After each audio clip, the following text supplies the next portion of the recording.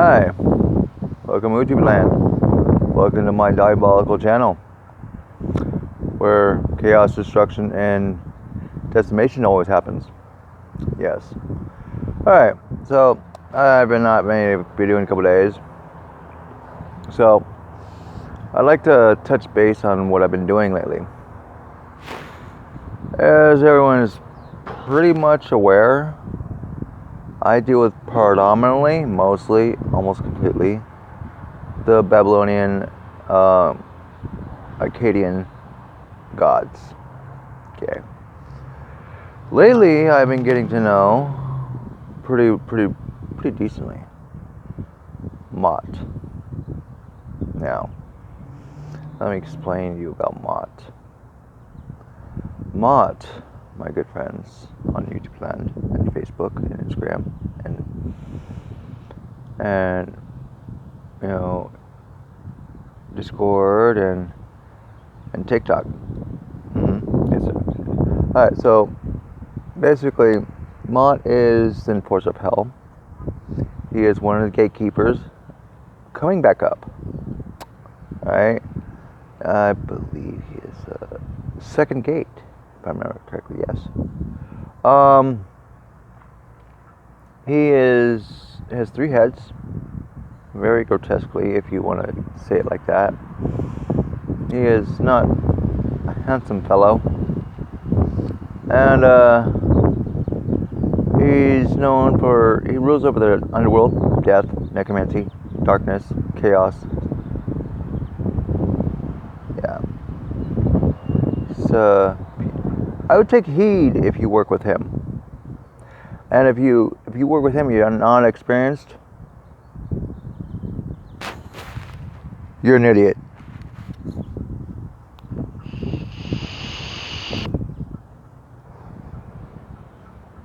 So he feeds off of as follows: soul, blood, body. Okay.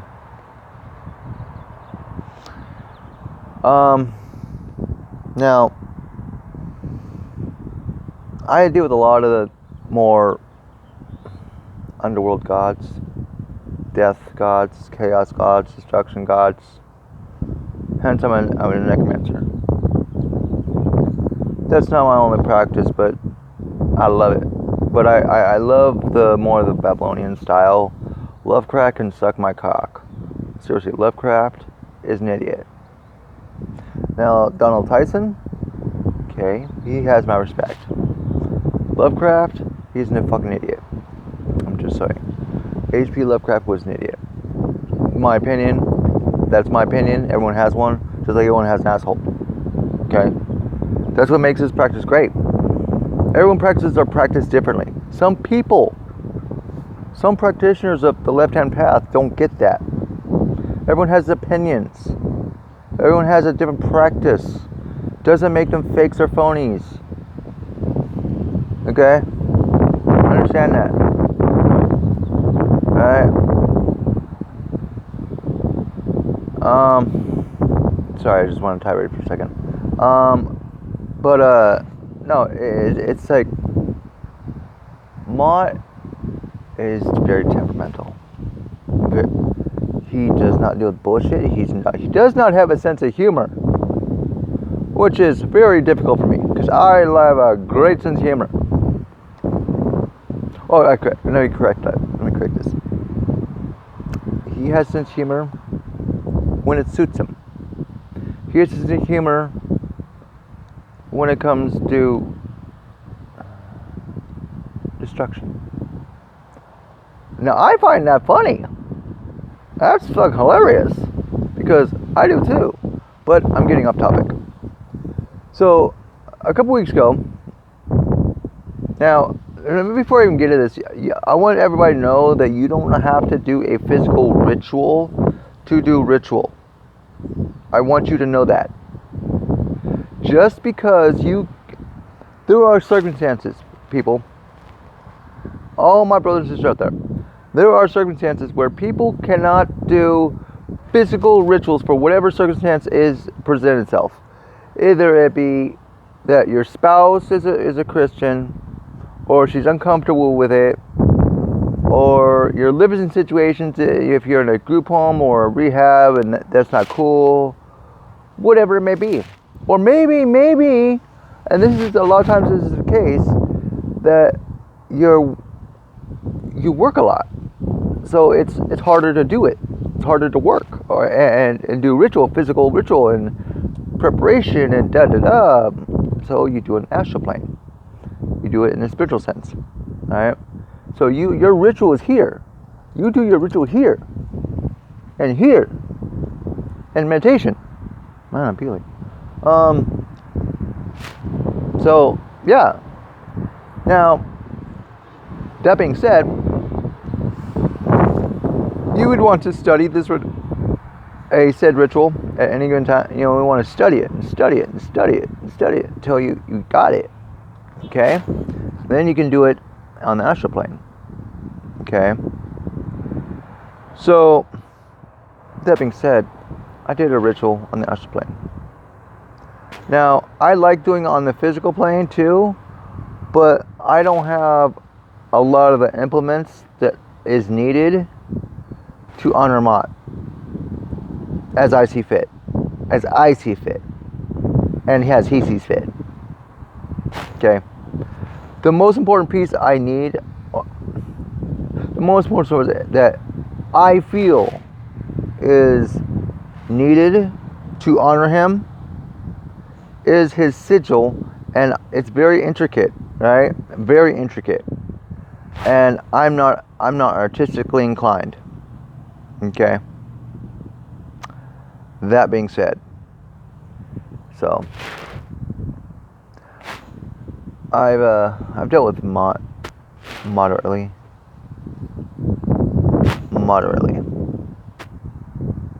Before. This was different.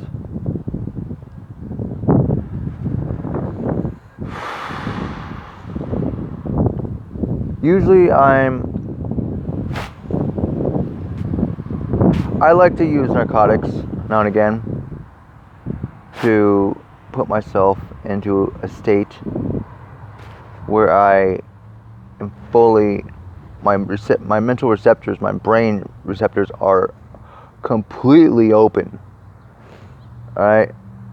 Well, all I was doing a meditation, and then I just went directly into a ritual. I went through the gates. I went through into the empire, the Infernal Empire, standing in his hall, standing in his realm, in the Shadow Realms.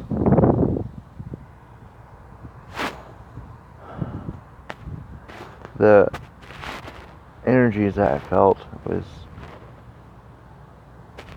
immensely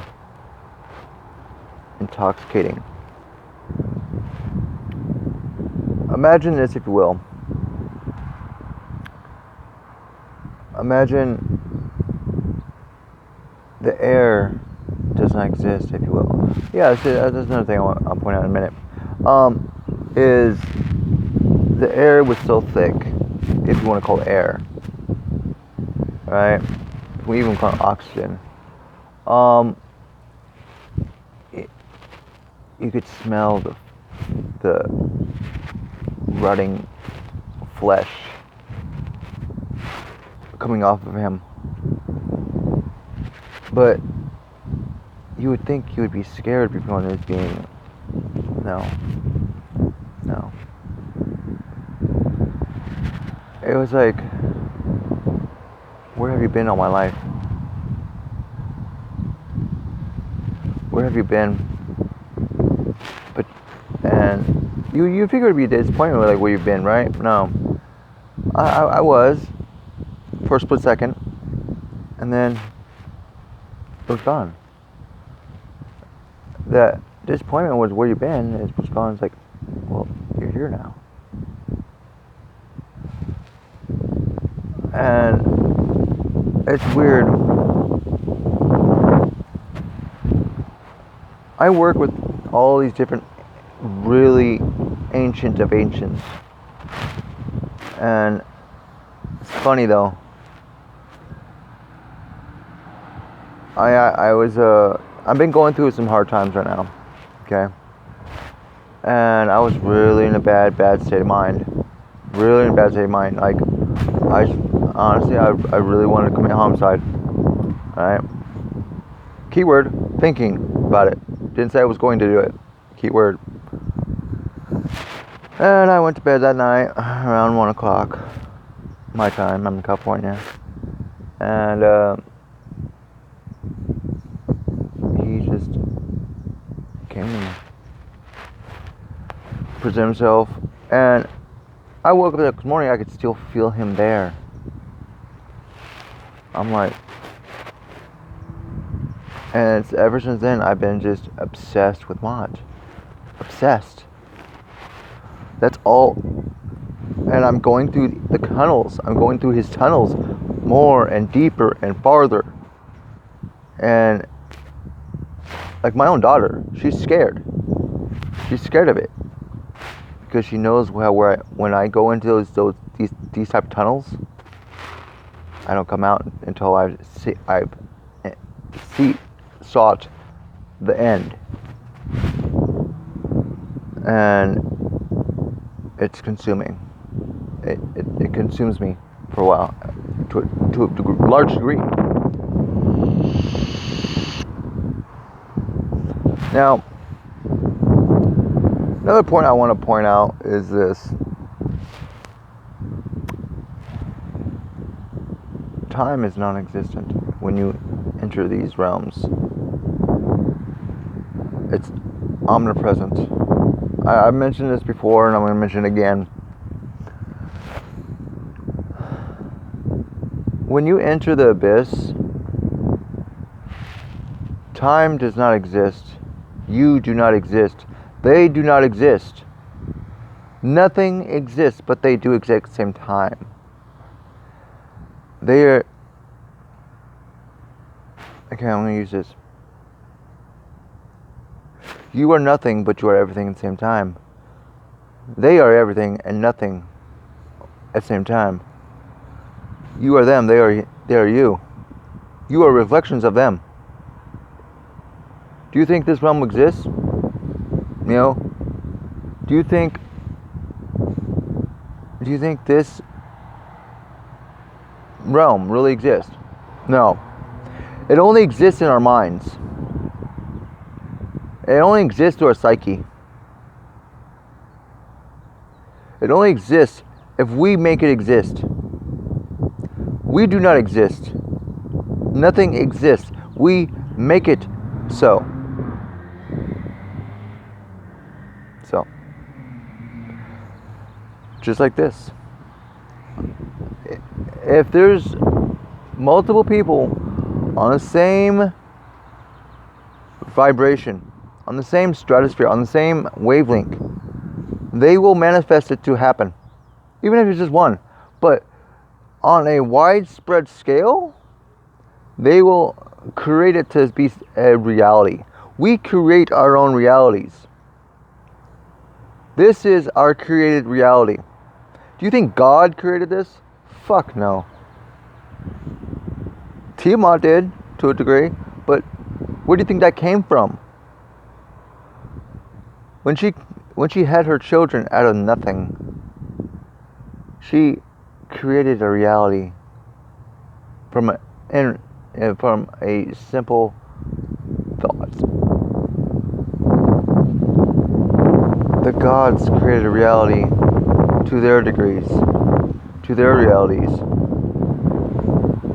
and their realities created more realities.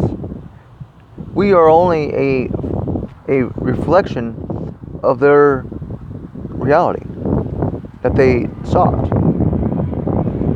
And this realm here is a created reality. Just like when we enter the astral plane, we're creating our own reality. When we enter a ritual chamber and enter circle and start ritual, we are creating our own reality. We are creating our own universe. We have created and began a manifested reality setting the ball in motion. So, with saying that magic isn't real, these gods ain't real, okay, let me ask you this. I don't know if anybody knows about the story of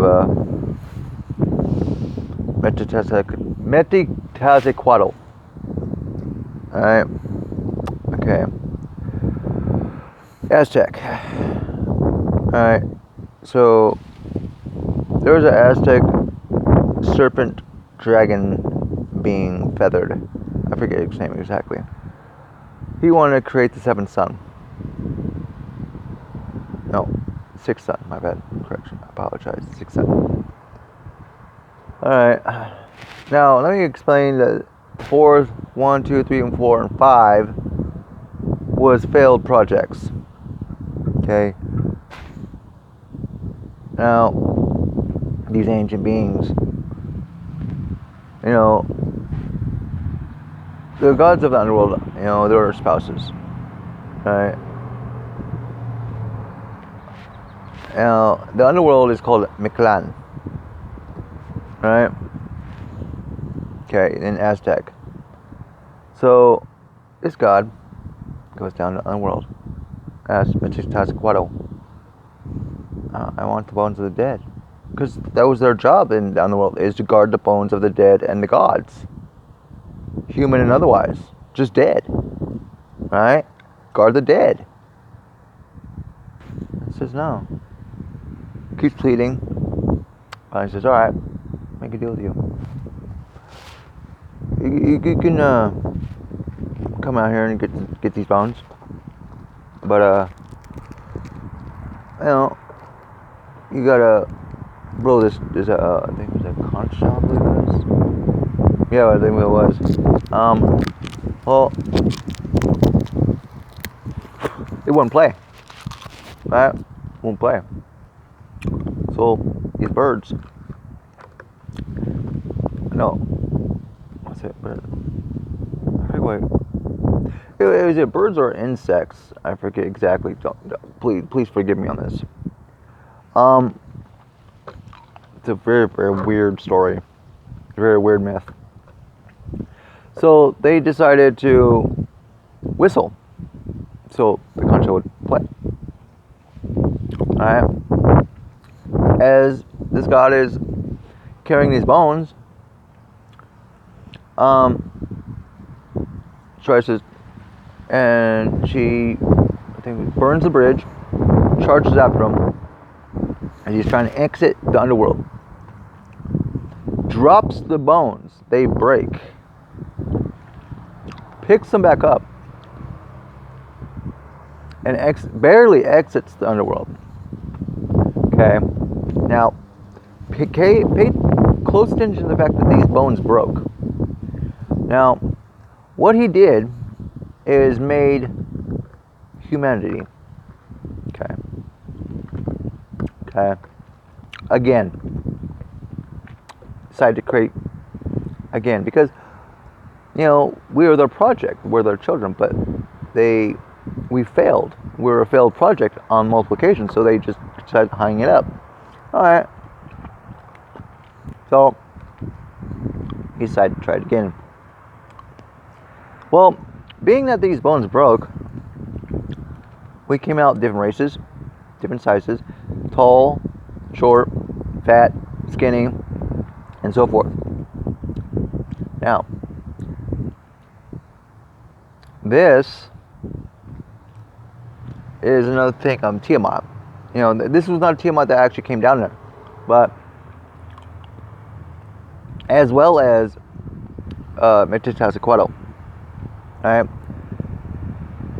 Before her only rulership was underworld. Now it's underworld and earth, because now she feels responsible for fulfilling her duty for guarding the dead. So now she guards the dead and the living.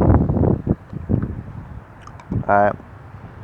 So, just a little thing. Thought you guys would enjoy this. If you like it, cool. If you don't, yeah, it's cool too. Like, subscribe, share to your friends, have them like and subscribe. I appreciate it. With that, Hell Satan, fuck yeah.